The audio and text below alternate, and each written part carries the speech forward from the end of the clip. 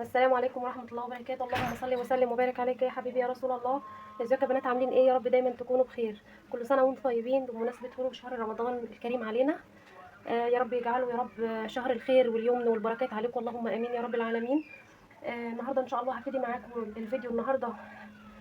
هنعمل كركديه بالتمر. كركديه مركز يا بنات، بس هعمله المرة دي بالتمر. المرة اللي فاتت على الصفحة بتاعتي يعني، او على القناه بتاعتي انا كنت عامله الكركديه بس مركز بس من غير تمر. المره دي يا بنات هعمله لكم بالتمر. تمام. هنحتاج ربع كيلو من الكركديه الصعيدي يا بنات، وعايزين واحده تمر هندي، كيلو ونص من السكر، كيلو ونص، ممكن نكتفي بكيلو، بس انا عايزه اعمله مركز يا بنات ويكون مسكر وحلو. تمام، عشان ممكن بعد كده لما نزود عليه ميه ما نحتاجش ان احنا نحط سكر تاني. وهنحتاج ملح وليمون، هقول لكم هنعمله ازاي بالظبط. و3 لتر يا بنات من الميه السخنه.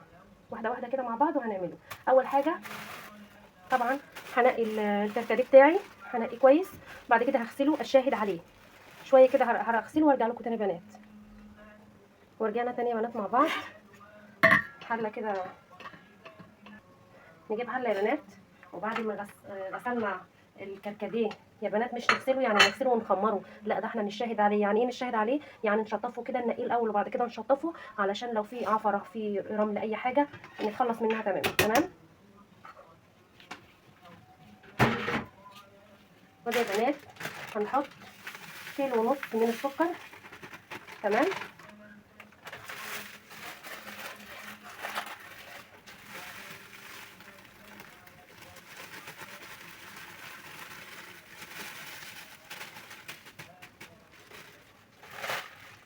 وهنجيب القارب بتاع التمر هندي يا بنات اهو. ممكن نحط القارب كله، ممكن نحط نصه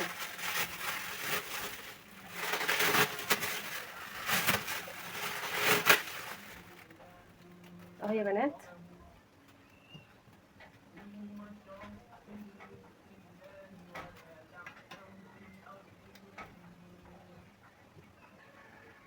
انا يا بنات ما حطيتوش كله، انا اشتريت منه الحته دي كده. تمام. في الحاله دي يا بنات هجيب 3 لتر من الميه المغليه، بسم الله، وانزل على ادي 1 2 بسم الله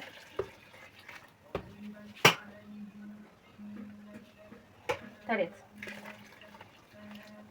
خلاص يا بنات، حطيتهم دلوقتي. بسرعه هروح ارفعه على النار. تعالوا ما نشوف مع بعض هنعمل ايه. اهو يا بنات رفعناه على النار اهو. دلوقتي مش هعمل فيه اي حاجه، هستنى لما يغلي الاول. بعد ما هو يغلي واتاكد ان هو بيغلي، هبتدي ان انا احسب ربع ساعه على ايدي، بالظبط ربع ساعه بعد الغليان، واقفل عليه. هقول لكم هنعمل ايه، نمشي خطوه خطوه خطوه مع بعض ان شاء الله. دلوقتي يا بنات هنشوف مع بعض الكركديه. بسم الله الرحمن الرحيم. اهو يا بنات ابتدى ان هو يغلى اهو.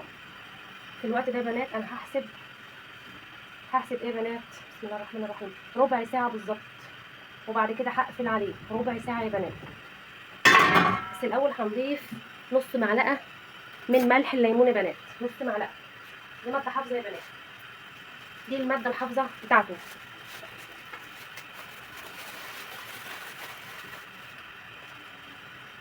اهو يا بنات نص معلقه صغيره من ملح الليمون اهو. احسبي بقى ربع ساعه بالظبط يغلي مع بعض على النار، وبعد كده هنقفل عليه.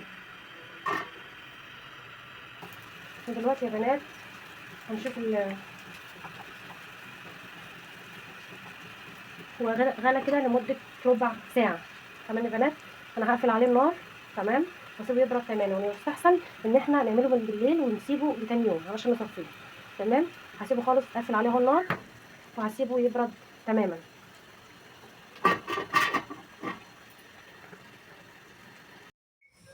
دلوقتي يا بنات اهو شكل الكركديه، بسم الله ما شاء الله اللهم بارك، عمل لي كميه محترمه جدا، بسم الله ما شاء الله.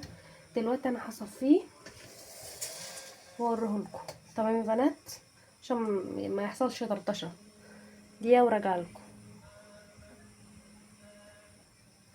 اهو يا بنات هنفضل نصفي فيه لما ينزل كل الكركديه ده. وطبعا الورق ده، ورق الكركديه ده مش برميه، بنزله تاني في ميه واعمل منه احلى شفشق عصير نشربه، لانه بيكون مليان بكل العصارة. فاحنا مش بنرميه برضو، بنرجعه الحلة تاني ونقلبه في مية ونعمل احلى شفشق من عصير الكركديه. اهو يا بنات بنسيبه لما يتصفى خالص تماما. طبعا يا بنات رمالي كمية كبيرة. طبعا احنا بنعبيه في ازايز زي كده وبنحطه في باب التلاجة وناخد منه على قد الاستخدام. ده تقيل يا بنات، ده مركز تمام، يعني باخد من الكمية اللي انا عايزاها وازود عليها مية تمام. وده برضو مركز. وجبت كمان يا بنات علبتين عندي، عبيتهم كده وهحطهم في الفريزر. واول ما ابتدي ان انا عايزه اعمل عصير، بقوم جايبه بالمعلقه كده، وهيبقى عامل زي الايس كريم يا بنات. هنجيب المعلقه كده وناخد الكميه اللي احنا عايزينها ونزود عليها ميه ونقلب ونشرب احلى عصير بالف هنا وشفا على قلبكم يا رب. انا كنت عايزه اوريكم شويه من العصير لما بزوده ميه. دقيقه اهو يا بنات، جبت شويه عصير اهم. هنزود ميه، بسم الله الرحمن الرحيم.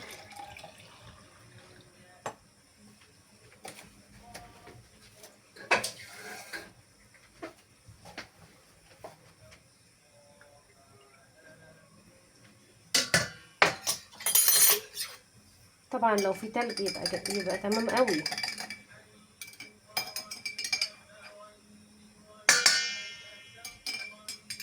اهو يا بنات احلى عصير هيكون عندنا على طول في التلاجة جاهز.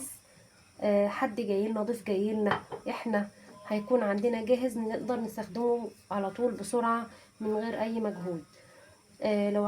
لو عجبك الفيديو حبيبة قلبي لايك واشتراك. ولو انت مش مشتركة نوريني واشترك معايا وكوني اختي من اخواتي. كل سنة وانتم طيبين حبايب قلبي. شكرا والسلام عليكم ورحمة الله وبركاته.